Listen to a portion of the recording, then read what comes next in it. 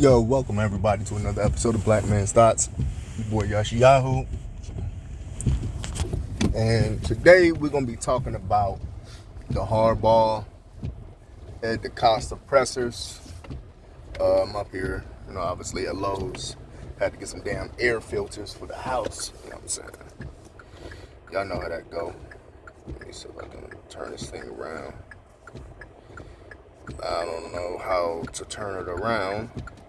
But, okay, so long story short, let's start off with Harbs. Harbs talking about he's not going to beg anybody to come, you know what I mean, and so forth and so forth. He's not going to beg receivers to come, and that if any receiver wants to come to Baltimore and they're concerned about stats, we don't need them, blah, blah, blah, blah, blah, blah, blah, blah, blah. I disagree with that simply because that's what they're trying to do. They're trying to get Hollywood and Andrew to the Pro Bowl. They're trying to get them, you can tell, they want them to get 1,000 yards. They want them to be productive. So to say that we don't want productive receivers who concerned about stats, well, shit, I don't know anybody on your team that's not concerned about their stats. I don't know any receiver on our team that's not concerned about getting more catches and get more touches. So that whole narrative to me is kind of weird. You know what I mean? I don't understand that, how you claim you're not begging for receivers to come here to be worried about stats, but that's how you measure the productivity of the damn receiver. If you're not, you can tell they concerned about it because they're not just going to sign any old receiver who's been on the bench. They're going to sign in receivers who are productive, who are making 1,000 yards. When they got Steve Smith, Derek Mason, when they went out there and got these people, man, they were productive receivers who put up good numbers. So to say that, I think the Harbs is just blowing smoke out of his ass. He was being prideful. I don't agree with that statement. Go out there and you find the most productive. Who would I like to see him get? Corey Davis. Simply because Corey Davis is not known for somebody who's catching 4,000 balls a season. He's not known for putting up 2,300 yards receiving, but he's known is supposed to be a very productive receiver, an aggressive receiver. And if you look at the way the Titans use the receiver, especially A.J. Brown, they're very strong receivers and very aggressive receivers going up for it. Watching them match up against the Ravens the last two seasons, both made very, very good contested catches and both put a lot of pressure on our cornerback. So I would like to add that here, and it's not somebody that stunts Boykins' growth. It's somebody that I do believe that Boykins can say in his mind, I can be better than Corey Davis and I can work hard to start over him, while also learning from Corey Davis and learning from Corey Davis' mistakes, and also allowing the Ravens to capitalize off Corey Davis' fucking injuries, because he's always injured. So it still allows you to use Boykins and allows you to, if you keep Dez Bryant, I think that those are two players that can really turn the room around if you throw them the ball, because you still have Duvernay and Prochet who still need to be developed. So adding somebody like Corey Davis to me is better to me than adding somebody like Allen Robinson, because Allen Robinson's not going to want to be taken off the field. Corey Davis, he won't say anything because he's not a Pro Bowler receiver, and you will still allow to be able to use your other receivers and allow them to use and swap reps instead of just having somebody on the field all times, taking away from the development of other receivers. Harbaugh also said that his number one priority would be fixing the offensive line. I agree with that, and I think Ed Acosta today mimicked that. He said that, our first priority, we got to address the line. Now, if you look at the Chiefs, if you look at the Steelers, if you look at Green Bay, and if you look at Tampa, what happened? Green Bay and the Bills could not run the ball, and they were getting a lot of pressure going at the quarterbacks. And what happened? They both got sent home. Whereas you look at the Chiefs, you look at Tampa Bay, they were teams who were aggressive on the edge. They was able to get sacks. They was able to control the line of scrimmage, and they won. So I think that if you look at when we used to play the Steelers, when we used to when we play teams like the Browns, what scares us is that their offensive line can gash you. Their offensive line is not going to give up a lot of sacks, and they can really, really hurt you in screens and runs. They just have a solid commitment to the offensive line, and I like that. Look at what the Indiana Colts was when they had Luck. When Luck came back last year, they were last in the league, went to first, and look how far he was able to take them. And look at them. They was back in the playoffs this year, I think. So The offensive line will help. Penalties will help because you're no longer having 2nd and 15s, 3rd and 20s, and now you can be more creative with your play call instead of saying, "Hey, we're just going to do a screen or do some kind of run up the middle because we know we don't have the time to throw a deep route because we can't we don't have the time to." So I do think that getting the center position locked in and secure and putting more strength in Tyree Phillips. I think Fluker's a bum. He needs to go. But having Tyree Phillips there and having an offseason that he can develop, he can get stronger. His problem was he was just getting mauled. He was getting pushed back so many games, and he needs to add a lot of strength. He's too big to be getting pushed back like that. So have the treatment that you have with Orlando Brown, have him live with the coaching, and have him build his strength like Orlando Brown did. I think that would really help that right guard position. But I'll be honest with you, I like Ben Powers better than Phillips at the right guard position. Keep Ben Powers there, and add a big time center. I think you have a really, really solid line, and then 2 more draft picks, put some depth on there. You got some quality backups for the line. Eric DeCosta said today that, you can't have enough cornerbacks. You lost Tyree, you lost Anthony Averett, you lost both of the guys you signed during the I think one of them last name is Harris. I think you lost, not lost, but Tremont Williams was in there for a little bit, I believe. But, Tavion Young was out, E-Man Marshall was out. So we lost about 4 or 5 cornerbacks this year. So adding another cornerback who's talented would help.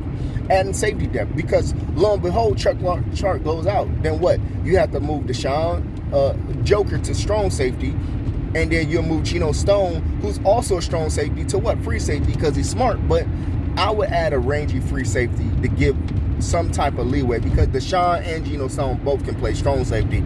But I don't know if we have another rangy free safety on the team. Another thing that Ed DeCosta talked about today, I like Ed DeCosta's a little bit better, even though I thought that Harbs had the tougher questions. I do, a lot of times Ed DeCosta said today that, John Harbaugh's leadership this season came into play. Whereas it kind of seemed like he was out of his league because, he's newer, and they leaned on John to say, here's how this is going to go, since we don't have any training camps, since we don't have any really OTAs, since we can't really develop our rookies the way they claimed they couldn't. You know what I mean? I do believe that John Harbaugh was instrumental of keeping that team developed and going the way it should be. But I think that one thing that Eric DeCosta said was the way that they're going to target players in the sense of drafting is going to be a lot different. I think they're going to have a little bit more freeway, because last video we talked about how, last season the players didn't really know what they could and couldn't do during the offseason because it was so new. This year they know what they're going to do, and I think they're going to push the envelope and say, fuck it, we get COVID, but we're going to, we're going to work together more and work harder on this offseason with more, we're getting together with others. So I think that the same way that's going to go with the players, I also think that that's going to go with Ed DeCosta and the scouting, is that now they have a little bit more leeway on what they can and can't do and what they should have done, and I think that they're going to implement that more into their drafting. I think that they should not overlook the receiver room. I know we get frustrated and say we keep swinging and we're not hitting, but the last 2 or 3 years has been very interesting with the receiver room because we're starting to get a little bit of production out of who we're drafting.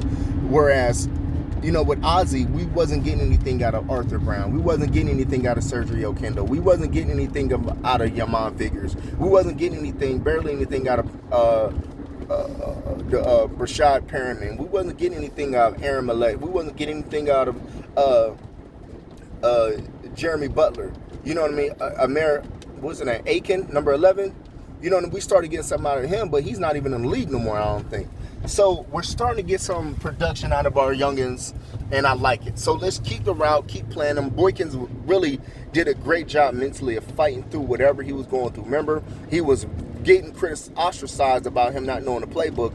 But even Ed DeCosta said today, he was like, we like that Boykins he was able to come in the games and he made some critical plays for us. That's good. That's good development for a rookie. That's what we haven't seen in the 20 years. We've seen it from Torrey Smith. But receiver-wise, we haven't seen that too much. So now I think we're starting to get some little bit of production out of Boykins. He's never going to wow you with 600 yards, I don't think. Boykins is always going to be 400 hopefully 500, but maybe 400 receiving. But long as he's making those 10 catch, 10 yard catches and moving the chains on third downs and making those big catches in the end zone, I don't have no problem with him being not a great production as far as yards, but making teams say, hey, Boykins is out there, and in any given time he could catch a 60-yarder because he does run 4.4, and he is like 6'3", 6'4", 240 pounds who runs a 4.4, so he has good long range speed.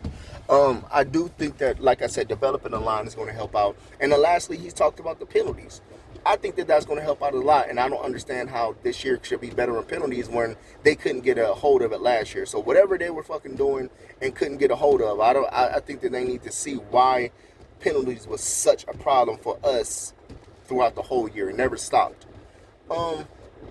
Another thing I gathered is, let me ask y'all something. Do y'all think the Harbs and Eric DeCosta are just saying whatever just to throw other teams off? Or are they really talking a game plan? Because they keep talking about building the offense. They keep talking about building the offense. But they're really not saying anything. They're really not saying anything. They keep talking about, a big Anquan Bolton type receiver. But we've heard that since we let go of Anquan Bolton. You know what I mean? And then they have Dez Bryant on the fucking team. So if you're looking for an Anquan Bolton type, that is Dez Bryant. He's the epitome of that type of receiver, especially what we saw on his Instagram. I'm not understanding if they are being sincere with their saying or they're just saying anything. It's just coaches talk. And to just all take it with a bag of fluff. You know what I mean? So that's going to be interesting to see how plays out. You see the Steelers, they're looking at the Chargers quarterback coach. The Chargers coaching has been poached this season. Their quarterback coach is now looking to become the offensive coordinator for the Steelers, who I think he really did a job with Justin Herbert. I want to know who are the new coaches that's coming in. We got Rex Ryan, his brother Rob Ryan. I think he's going to help. I do think we need to look at an offensive outside linebacker coach. Did he leave? I don't know. Let's figure that out. But name some coaches who we need to bring in. You know what I mean? Is David Culley still going to be the wide receiver pass game coordinator? If so, and he spent 20 years with Andy Reid as well as Brent Urban, if they spend all these years with Andy Reid, why isn't our pass game coordinating better? And if they aren't able to do the job, then keep them only at receiver and position quarterbacks, coaches, and hire another pass game quarterback. That should have been the damn question to ask Harbs. Is that, hey, if they are spent that much time with Andy Reid and this is the most creative we could have got, then we need a new pass game coordinator. What y'all think? Drop, subscribe, add a comment, like. And we got to subscribe, man. We got to subscribe. I know I need to do better on making more videos, but come on, y'all, please. You know what I mean? Stay with the channel. Stay with me. Help build this channel, man. Tag them on your social media. Tag them on them, man. Help me out, man. Tag these things in your Twitter. Tag them in your Instagram and your Facebook. Let's build this up. Baltimore Ravens Talk. You know what I mean? Black Man's Talk allows us to be able to voice our opinions on our teams and our ideas and our alpha manhood without being criticized, without having to be all, politically correct. No, let's talk like men. Let's talk like we do in the barbershop. Let's talk like grown men. So I love y'all, man. Again, like, subscribe, share. Help build this platform up, man. Help us out. You know what I'm saying? And pretty soon we're going to try to get y'all some content with me and a few brothers. It's going to, link up, and we're going to just have a big Zoom conference on all season needs, man. But again, stay tuned to Black Man's Thoughts. Like, subscribe, share. Like, subscribe, share. Like, subscribe, share. Hit that like button. It doesn't cost anything to hit the like button, man. I love y'all. Shalom, shalom.